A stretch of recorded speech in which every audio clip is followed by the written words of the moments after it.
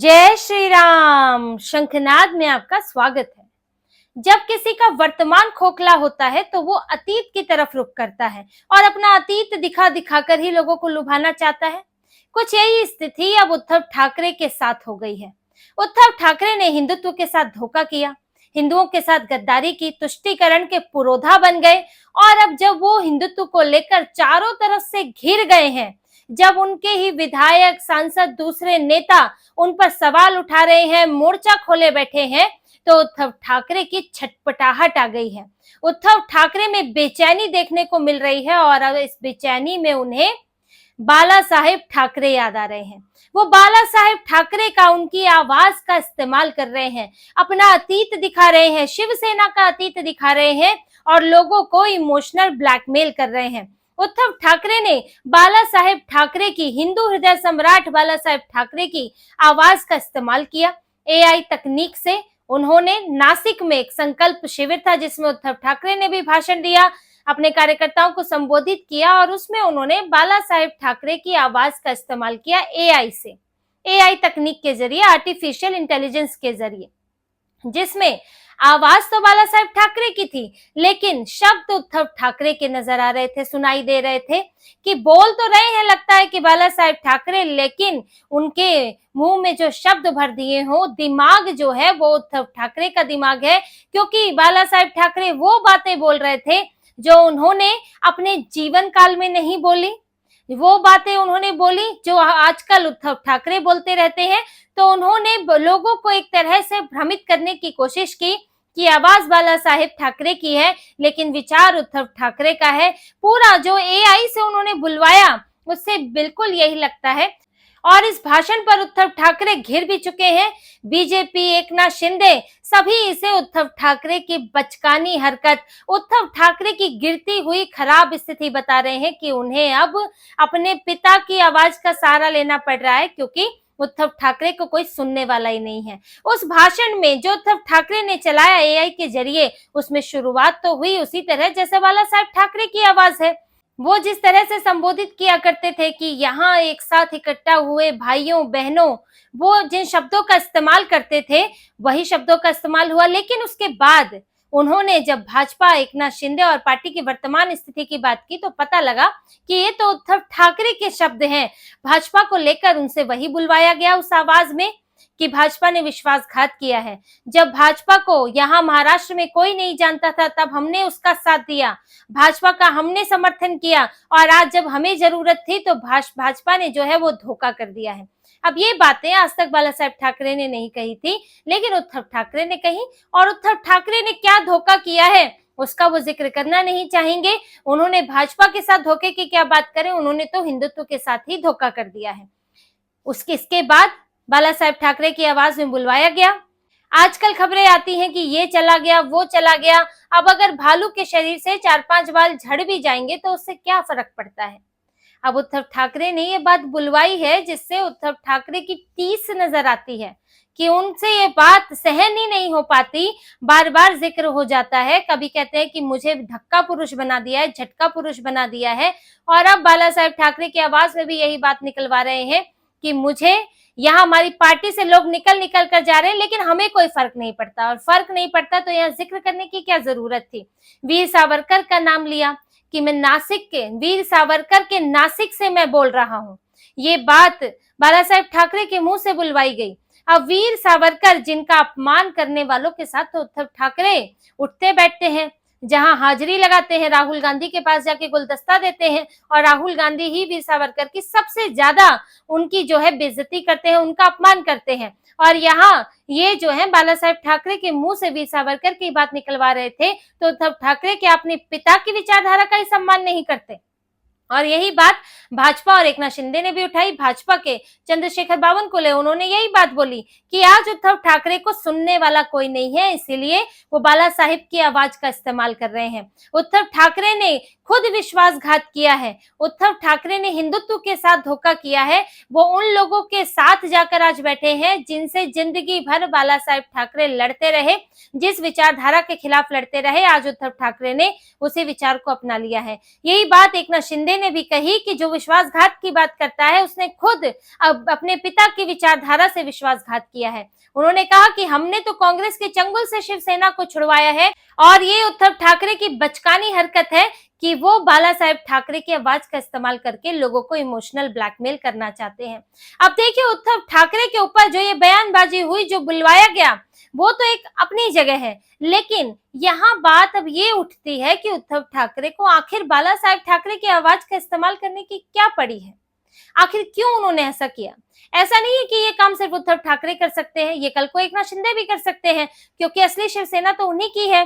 Court ने उन्हीं की शिवसेना को असली बताया है, उन्हीं को चुनाव चिन्ह दिया है और सारे अधिकार भी उनके हैं, तो वो भी इस्तेमाल कर सकते हैं। और उद्धव ठाकरे अपने बेटे के खिलाफ ही उनके मुंह से कई बातें निकलवा सकते हैं, उनके बेटे की हकीकत निकलवा सकते हैं एआई टूल के जरिए।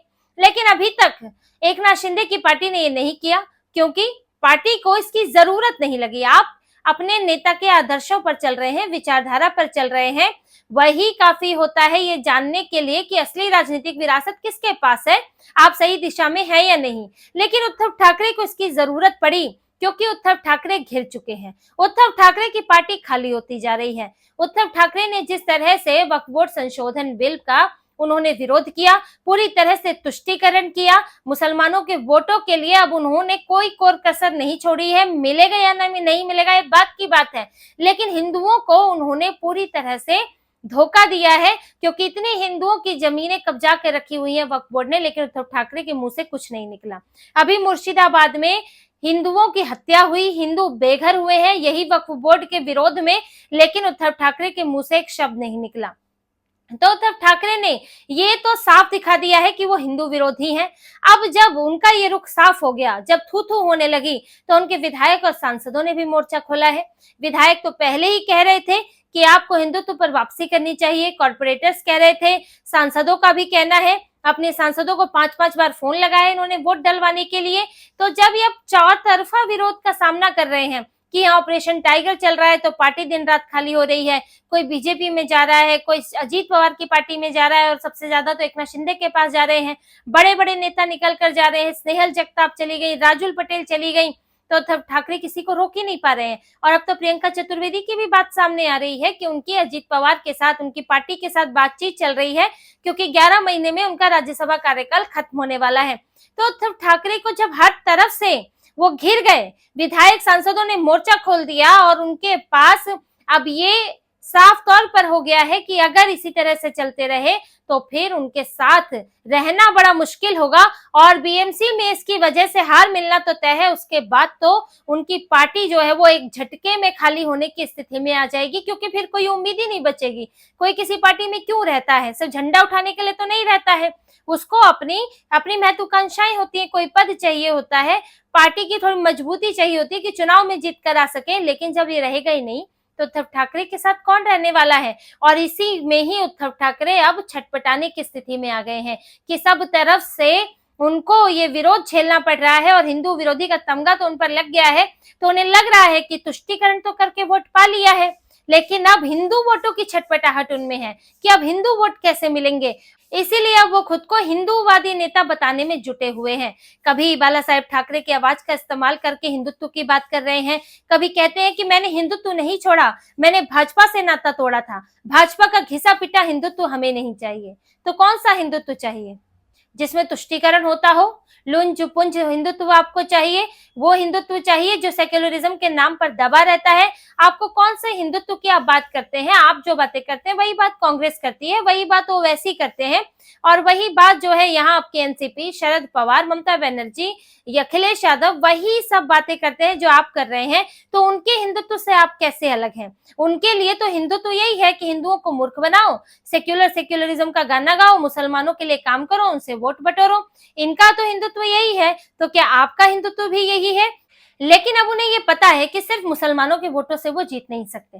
पार्टी ऊपर से टूटी हुई है, सामने जो है बड़े बड़े प्रतिद्वंदी हैं, एकनाथ शिंदे हैं जो कि शिवसेना का ही आधी शिवसेना लेकर गए हैं, भाजपा जैसी बड़ी पार्टी है, राज ठाकरे के साथ भी गठबंधन हो सकता है। तो उद्धव ठाकरे के पास है क्या? वो तो अघाड़ी के साथ गठबंधन में चुनाव नहीं लड़ सकते क्योंकि सीटों की दिक्कत हो जाएगी और उनको अकेले सामना करना है। तो ये मालूम है कि सिर्फ मुस्लिम वोटों से काम नहीं चल सकता, वहां से कुछ सीटें तो आ सकती है, अब इतनी संख्या तो हो गई है, लेकिन हिंदू वोट तो चाहिए ही होंगे। इसीलिए अब वक्फ बोर्ड संशोधन बिल का विरोध करने के बाद उद्धव ठाकरे जो है हिंदुओं को बेवकूफ बनाने में, उनको लुभाने में जुट गए हैं और इसलिए भाषण में हिंदुत्व की बात कर रहे हैं, खुद को बता रहे हैं कि मैं बड़ा हिंदू हूं। आप हैं भाई, आप हिंदुत्व की बात करते हैं तो आपने वक्फ बोर्ड संशोधन बिल का समर्थन क्यों नहीं किया?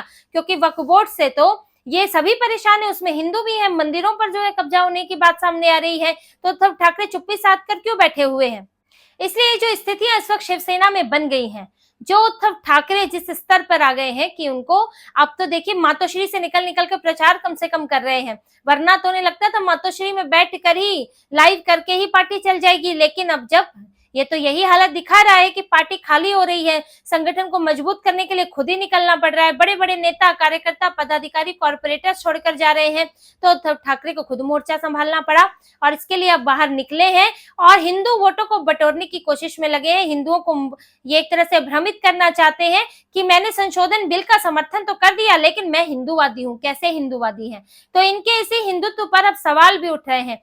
आप जो है इसे हिंदुओं को मूर्ख नहीं बना सकते हैं। तो उद्धव ठाकरे देखिए चारों तरफ से घिरे हुए हैं, अभी भी उन्हें मुस्लिम वोटों की गारंटी नहीं है, कितने के बाद भी, मौलवियों से सराहना होने के बाद, मुस्लिम नेताओं से सराहना होने के बाद, जनाब उद्धव ठाकरे बनने के बाद भी उनको पूरी तरह से वोट मिल जाएगा इसकी कोई पुष्टि नहीं है। वो तो ध्रुवीकरण होता है, वो तो एक मुश्त वोट पड़ता है, कहीं भी पड़ सकता है और यहाँ हिंदू के वोट भी उनसे छिन रहे हैं क्योंकि अब उनका असली चेहरा सामने आ गया है। जो कुछ कुछ दबा छुपा था कि उन्होंने पिछली बार वॉकआउट किया था, पूरी तरह से चेहरा उनका सामने आ चुका है और उद्धव ठाकरे की मुश्किलें बढ़ गई हैं। इसलिए उन्हें अब अपने पिताजी की आवाज याद आ रही है और उनका इस्तेमाल करके वो अपनी ये चुनावी नैया पार कराने की कोशिश में लगे हैं कि किसी तरह जो पिता अब उनके इस दुनिया में नहीं है, तो जब तक वो थे तब तक भी इनको सत्ता में बनाए रखा था, अब जब वो नहीं है तो भी उन्हीं के ऊपर जिम्मेदारी डाल रहे हैं कि मुझे चुनाव जितवा दो, क्योंकि अपना तो कोई ऐसा काम उन्होंने नहीं किया है कि इस बार उन्हें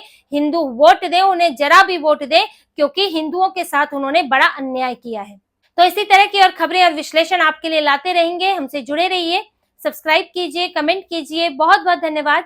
जय श्री राम।